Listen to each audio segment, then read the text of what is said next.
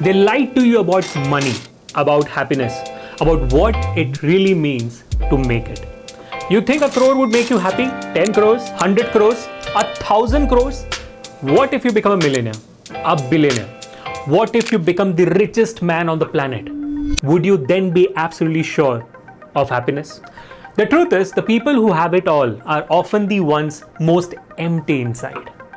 So if the richest aren't happy, who is? Yesterday I spoke to one of my old-time buddies after years, and what he shared with me really made a lot of sense.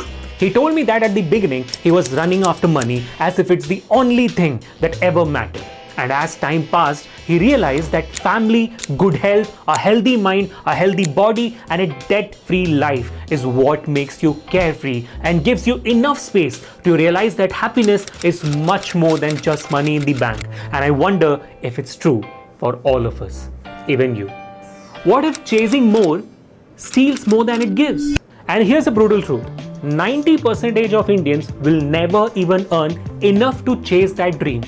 According to the World Inequality Report 2023, the top 10% of India holds over 77% of its wealth. The top 1% owns more than the bottom 50% combined.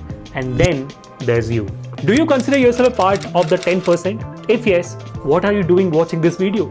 If happiness depended on wealth alone, most of us would be doomed from the start. Psychologists use the happiness score framework to measure true happiness. And guess what? Money only helps, but just up to a point. Beyond a certain income, extra money barely affects happiness. So what are we really chasing? In 2010, Nobel Prize winning economist Daniel Kahneman discovered something shocking.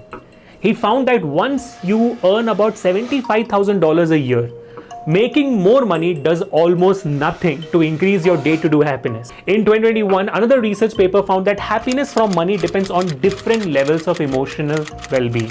Which is to say, if you're rich and miserable, more money isn't going to help. But if you're poor and miserable, money can help you out of that rut.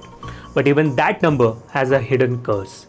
In India, where the average annual income is barely 1.5 lakh rupees, reaching even a fraction of that amount feels like an impossible dream. But if happiness peaks so much earlier than we think, why are we still chasing numbers that might never matter? Maslow's hierarchy of needs, it shows us survival first, belonging next, esteem later, and finally self-actualization. One man questioned it better than anyone.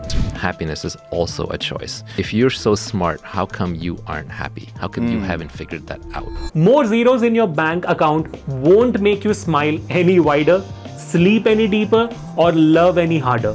So if chasing endless growth won't make us happy, what's enough? I sat down to figure out my own FIRE number, the amount I'd need to live freely without worrying about money. How much money would set you free? Let's find out. According to FIRE, you need 25x your yearly expenses invested. If you spend rupees 5 lakhs a year, you need rupees 1.25 crores. Alexander the Great conquered the known world, and yet he asked to be buried with empty hands to show we leave with nothing. History, psychology, philosophy, they all whisper the same truth. Wealth cannot protect you from mortality. It cannot buy back lost time. Chasing money forever is like running after a mirage. Every hour you trade chasing numbers is an hour you never get back. And yet we chase and chase and chase until life becomes a finish line we never reach. Money is infinite. Your life is not. So the real question isn't how much do you need? It's how much are you willing to give up? What are you really chasing? Happiness means different for different people. Depending on where you live, what you do for a living, how old you are, what gender you are, and 10 other variables, it can differ in ways that it's damn tough to imagine. I think while I was shooting the video, I realized that I'm chasing the rabbit hole too. In fact, I'm way too deep into it. I think life is an independent journey of finding oneself or witnessing one's own becoming.